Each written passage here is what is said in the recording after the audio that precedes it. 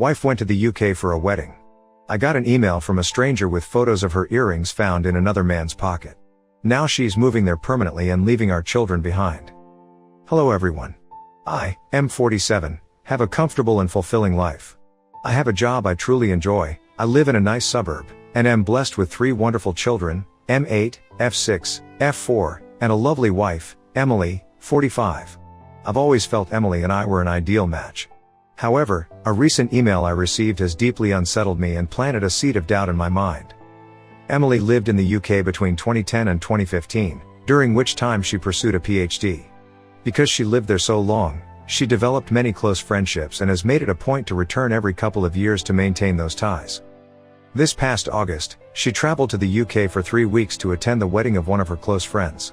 After some consideration, we agreed that it would be best for me and the children to remain at home, as I could not take that much time away from work, and the children were unlikely to find much enjoyment in such an event. Emily departed, returned as expected, and life returned to normal for us. Last week, I received an email on my work email address. It was supposedly from the wife of Emily's friend, I'll call him Jake, M44. According to this woman, she has a very strong reason to suspect that Jake and Emily engaged in an affair. She listed off her suspicions, noting Jake had picked Emily up from the airport, spent considerable time at her hotel, and how the two of them frequently went out to dinner alone. She even included pictures of my wife's earrings that she said she found in Jake's pockets when she was doing the laundry and pictures of a lipstick stain on his shirt. The color is one I recognize as something Emily often wears. There is some other evidence she listed off. For the sake of conciseness I will not include them here. All this was a lot to absorb, and for a while, I thought it was some sort of joke, so I tried my best to ignore it, but it kept coming back into my mind. I remember that before her trip, my wife would talk to all her friends there. I don't know if this email is influencing my memory, but I think she probably spoke with Jake the most. Additionally, I know Emily never liked Jake's wife, though I can't say why.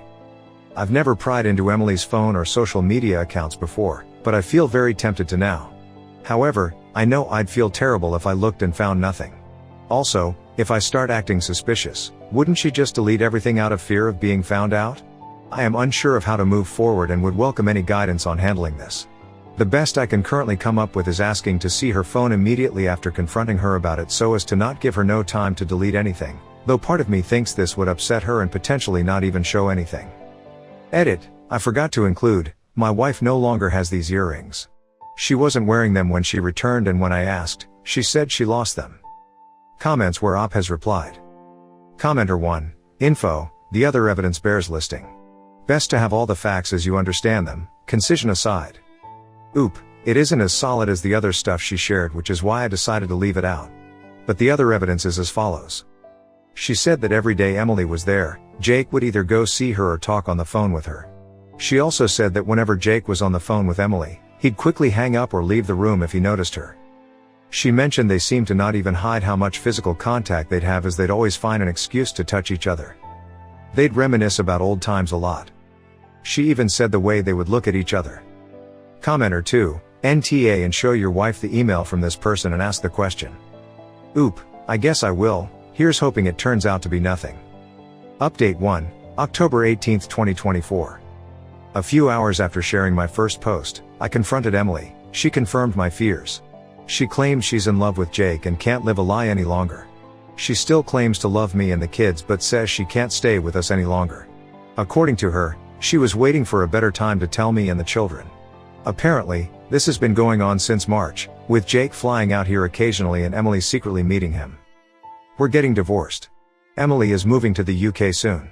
She confirmed that in August, in addition to the wedding, she attended a job interview, and she's set to start around the new year.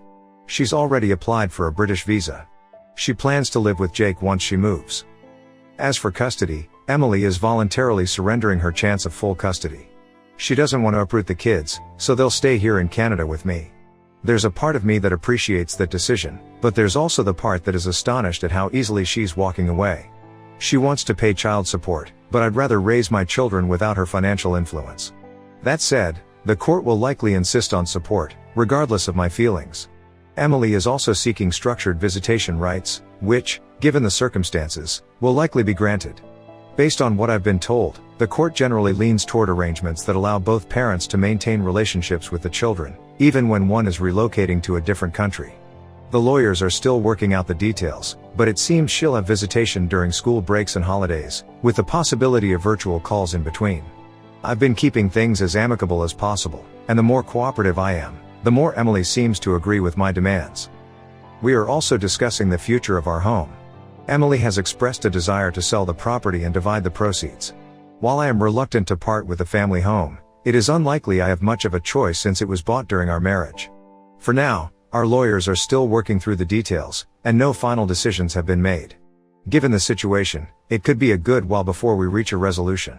In the meantime, I've been advised not to make any major financial moves. As much as I want to stay here with the children, I know selling is most likely inevitable.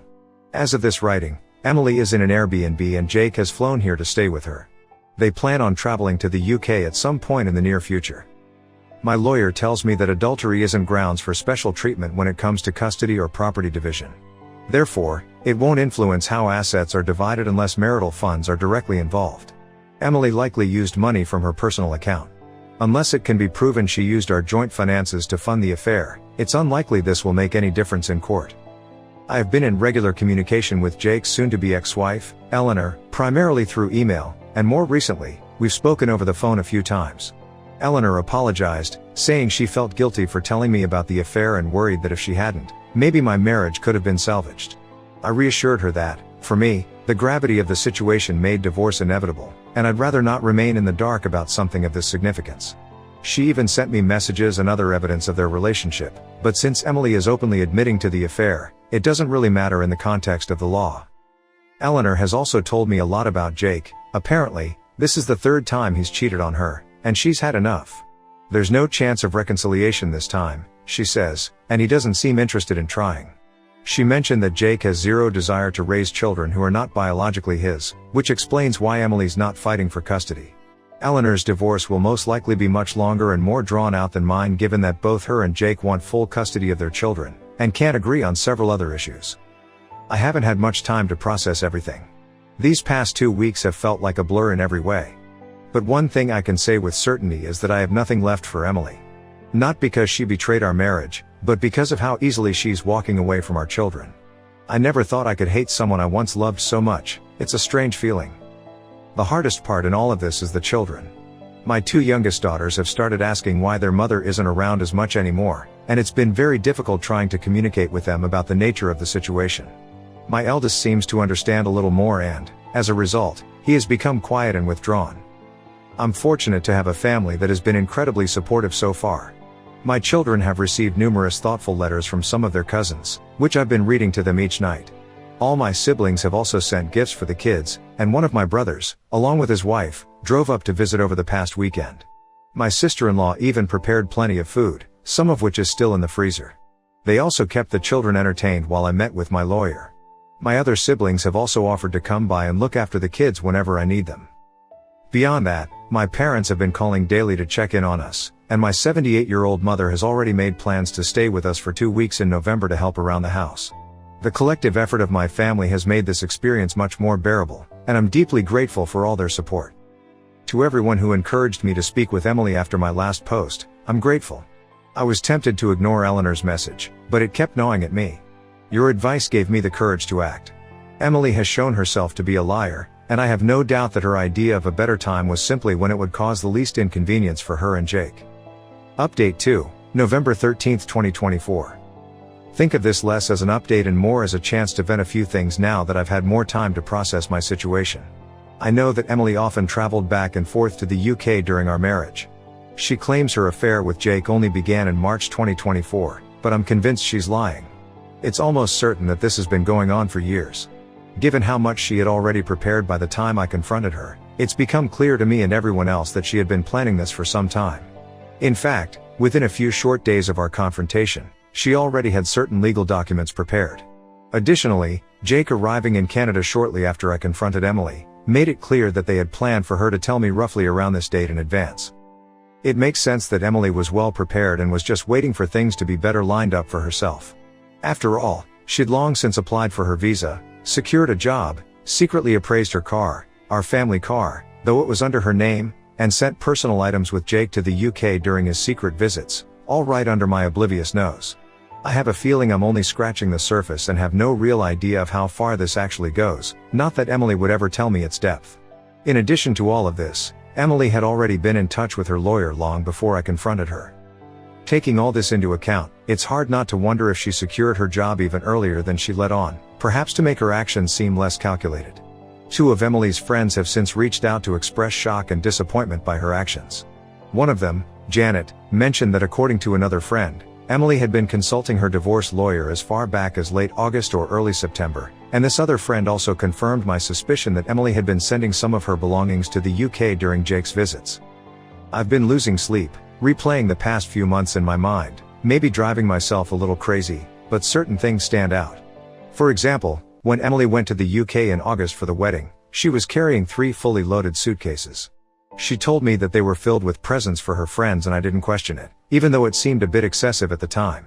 When I picked her up from the airport after her trip, I noticed the bags were suspiciously light. I can assume that in addition to the job interview she claimed to attend, she transported a bunch of her personal items to the UK, which would explain why since her return, she seemed to have been wearing a smaller selection of her clothing. Despite this, I was somehow blindsided, and I completely blame myself. Looking back, I can see there were signs I ignored, and I guess I didn't think Emily was capable of this sort of thing. A part of me wonders if this outcome could have been avoided entirely had I been more assertive and vigilant in the past. The worst part of all is that my children are now dealing with the consequences of my ignorance and stupidity. While I twiddled my thumbs, my wife had essentially started a new life. Most people in my life now know about my separation from Emily. I've stopped wearing my wedding band, and I've explained the situation to friends and colleagues who noticed its absence. One of my close friends, and many others who reached out privately on Reddit, have suggested I get DNA tests for the children, given Emily's travel patterns and tendency to lie. While I understand where they are coming from, this is something I'll never do. I'd never assign my children to another man. Nothing will change that. Life without Emily has thus far been difficult. Mornings have become a hectic rush. Between getting the kids ready and getting myself out the door, I'm barely on time for work for nearly half the week. It's frankly exhausting trying to keep up with all the extra parenting duties I have to perform throughout the day. Our current home has a large driveway, so on top of everything else, I'm already dreading the task of shoveling it once the snow starts falling. The kids are feeling the strain, as well. They don't particularly like the food I prepare most days and they hate how I'm always busy. It's incredibly frustrating to know that while we're here struggling, Emily recently departed for a relaxing vacation through Europe with Jake. Communication between us has dwindled, and I only learned of these developments recently. I have no idea if she plans to return to Canada after her vacation or settle directly into what will likely be a very comfortable life in the UK. On a more positive note, I was able to get the kids to see their doctor recently. She gave me a bunch of useful resources and advice. She placed an emphasis on how time and clear communication were the most important factors for their adjustment. While I'm optimistic, I'd be lying if I said I wasn't worried. It's still early, I know, but they remain quite upset about the entire ordeal and act out regularly as a result. It is abundantly clear that they're having a hard time adjusting to our new reality. Throughout all of this, my family has been a tremendous support. My mother arrived as promised early last week, and things have already become significantly easier. The kids enjoy her cooking and spending time with her. Her presence has also freed me to handle other tasks. Whenever the divorce is finalized, I plan to designate my eldest brother and sister-in-law as legal guardians for the children. They live relatively nearby and have already agreed to take on that role if needed, which brings me some peace of mind. However, I highly doubt this will be any time soon given my much busier schedule and Emily dragging her feet before traveling. The whole process has slowed to a snail's pace. One of the hardest aspects of all this has been making decisions about our family home. After considerable thought and speaking it over many times with my family, I'm leaning towards selling at this stage. Emily has already offered me a bit more than half of the proceeds since she sold our SUV right before leaving the country. My lawyer has noted that selling the SUV before we finalized anything was premature on her part, considering I contributed significantly, 40%, to the purchase. He thinks I have strong grounds to seek reimbursement elsewhere in our asset division, which aligns with Emily offering more of the house. Getting more than half seems fair, given that I contributed about 65 to 70% of the down payment and monthly mortgage payments. As I mentioned above, the family SUV was registered in only her name. However, I covered about 40% of its cost, so it's frustrating she sold it unilaterally. As I've learned over the past several weeks, my sedan is too snug for the kids and inconvenient for my mother to duck in and out of when she runs errands. Therefore, I'll need to trade it for something larger. In return, Emily has graciously insisted I keep the furniture and appliances, least she can do, I suppose. As much as part of me would like to stay in our current home, it's probably better for us to move. Part of me hopes this will help us avoid future interference from Emily, though, in reality, she's just as likely to interfere no matter where we are. I've been looking at townhouses closer to my place of work, which would cut down my commute and place us near a well-rated school. However, my sisters brought up that moving the kids now would mean changing schools and losing their friends, which would be yet another big change for them. An alternative option is that we move to a smaller, more manageable house close to our current one. This would reduce my workload and allow the kids to stay at the same school. Regardless of which option we choose, the idea of a new home without Emily's memory is appealing. Our current home's location is yet another example of how foolish and short-sighted I've been. Its location was much more convenient for Emily's commute compared to my own. It worked out for a time as the children's school was close to Emily's work in case they needed her during the day, but now all of this is useless as my place of work is rather far. I've heard nothing from Emily's family, and frankly, I have no interest in reaching out. As for Emily's future with Jake, I don't wish her relationship to fail. The longer her life is stable, the less likely she'll disrupt ours. But I take solace in knowing she remains unaware of Jake's infidelity history. I don't feel any moral obligation to warn her about Jake's character, and Eleanor feels the same way. I've made a point to check in on Eleanor regularly. She doesn't have the same family support I do. Her immediate family is charmed by Jake's ample wealth and believes that she should do whatever it takes to keep him, even though it is clear that neither he nor Eleanor wants reconciliation. Comments where Op has replied. Commenter 1, her friend was shocked and disappointed by her behavior? How? She knew that Emily was already seeing a divorce attorney, right? And also knew that things were being sent to the UK? Oop, the two friends who approached me found out from a third friend about my wife seeing a divorce attorney around late August/early September. This third friend only told the two ladies who came to me she knew all of this after Emily had already moved out of the house. This third friend has not spoken with me directly. Commenter 2, I'm so sorry, man. Nobody deserves that pain. I've been carrying it around with me for 15 years. I hope you're luckier than I am and meet someone new. Cheaters are the lowest of the low. She's abandoning her own kids for his. Not a soul to be had. Oop, it is what it is I suppose. Cheating is one thing, but I'm still stunned she is walking out on our children like this. I would have never imagined she could do something like this. Oop gives some details if Emily decides to come back and want to reinstate her parental rights to her children, what the outcomes would be like for Emily. Given that Emily intends to pay child support and seeks visitation rights, should she return in a few years and request access to the children, it's likely she would be granted some access. However, as the primary caretaker, I would retain full custody. There is, of course, the possibility that she may develop a significant criminal record during her time abroad. Should that happen, it would likely bar her from any access to the children. Though, I admit, I might be too optimistic in hoping for such an outcome. The opinions of the kids are also taken into consideration, so I hope if it comes down to that, they clearly state that they prefer staying with me. Of course, all of this is just a rough outline of what I think would happen. Various facts can cause different outcomes. Here's hoping, my wife stays away so we don't have to go down that road. Oop's reaction on Emily's decision to walk away from their own children and how Emily is willing to be involved with Jake's children. Yes, I'm still in shock at how easily she can just walk away. As one of my sisters-in-law put it, she's off on her broomstick to fulfill her dreams of being some poor children's wicked stepmother. A small consolation is that Eleanor's children, being a bit older than mine, 11 to 14, will likely do their utmost to make Emily's life difficult.